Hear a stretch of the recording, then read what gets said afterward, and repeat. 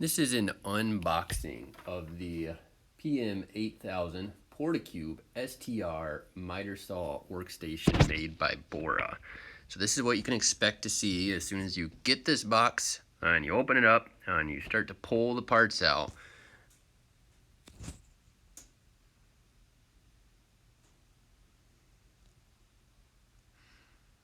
This is not a review of the product because I just haven't had enough time to use it yet. If you want to see a review, please be sure to show your love and interest for the review, and I'll make that a future project.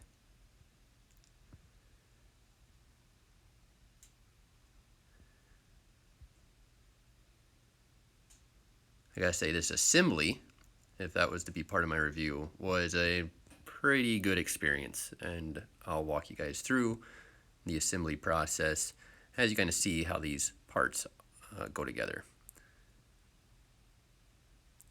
Little hardware kit. I didn't label all the parts that are in there. Came in a little box like that. You should have a little baggie of these little adjustment knobs.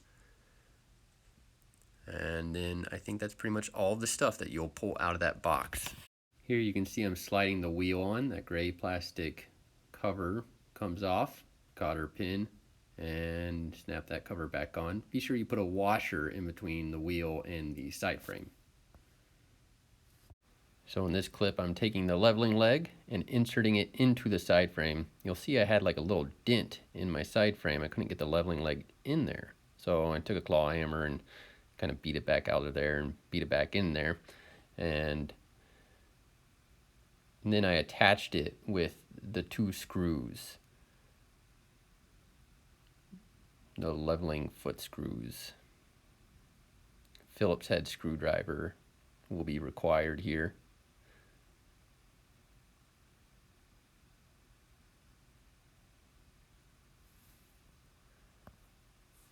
And here I am inserting part I, after getting those screws tight, into the side frame. So moving up here, part I is the locking knob. This locks the handle in place. This was a little tricky. I had to finesse with this a little bit to get it to snap in. So the other side frame assembly is the same. Here's what I mean by the finesse on that locking knob. You just have to twist it and kind of get it in the right spot. It's got those 2 prongs on the outside. You got to get set right in the holes that are in the side frame. So I found that helped just kind of play with that locking setting to get it to cooperate. I think I had to give it a few love taps with the hammer, and this time I actually followed the order and the instructions. Once I got that in, I put the leveling feet in, and then I put the wheel on. Don't forget that washer. You'll take part U to connect the side frame together using the M6x12 socket head cap screws. I guess they're round head, but anyways, you'll need a hex key to put them in. And they have a lock nut, so just get them finger tight to start, because you might have to kind of tweak it as you go. And there's just 2 on each side of that part, and then you'll put the back frame on. If you're a teacher watching this, because I'm a teacher, as you can tell, I don't know if you guys can relate to this, but for some reason, whenever you tell students to assemble things, they have to crank everything down. It's like when you tell a student to pre-drill, they don't ever. You know, they have to split the wood. And then when you don't tell them to pre-drill, they blame you. Same with assembling things, I find. They always have to tighten everything way down. So don't do that. Flip it around to the back side here. I'm putting the angled piece, part F. And this one I took a little bit of time to get the holes lined up with the slots. You might have to wiggle, weeble, wobble the side frame a little bit and get your alignment just right. 4 bolts goes into that guy. Well, actually 8, because there's 4 on the bottom as well, on that bottom wing. So on that back brace, I'm putting in 8 M6x12 bolts. At this point, just finger tight. They have a lock nut. There's an Allen key in the set, but you will need a wrench for that lock nut.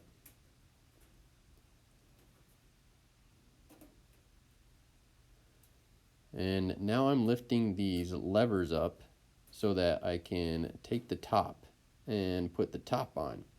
So you lift those levers up, it extends these little wings, stuttering as I'm dropping things, and there's like a little channel you can pop those wings into. You can do one side at a time, lock the lever down, and it will hold that tabletop in place there. And that'll also square up your frame assembly as well. Now you gotta put this washer in between the tabletop and the side frame, and that shoulder bolt in there as well, and that just threads right into the side frame. You don't need a nut. And you gotta get the washer to line up just right with that slot, then grab your hex key and you tighten both of those pivot points up.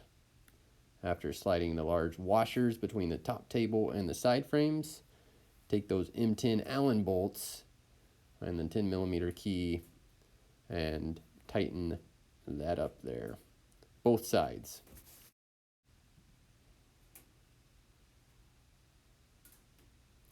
Once you have that done, you should be able to rotate the tabletop. You could go ahead and tighten the bottom bolts from the frame supports and get everything squared up, squared away. And the last step, we're going to attach the handle. So to attach the handle, you just, mine came in one piece. In the instructions, it'll tell you to combine them and put them into one piece. And then I had to loosen the set screws that hold the two pieces together, because you can see the handle was just a little bit narrower than what I ended up with for the final assembly. So I loosened those, kind of extended it a little bit, and then you can see it's got those locking push pin things at the bottom, those silver dots at the bottom of the handle.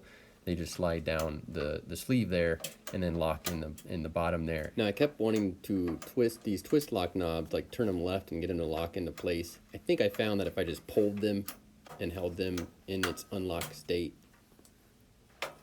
I guess, and then pushed it down past those points, because that push pin catches on these, so you kind of got to just finesse them a little bit and it goes in. Once it's in there, everything is really, I would say, easy peasy.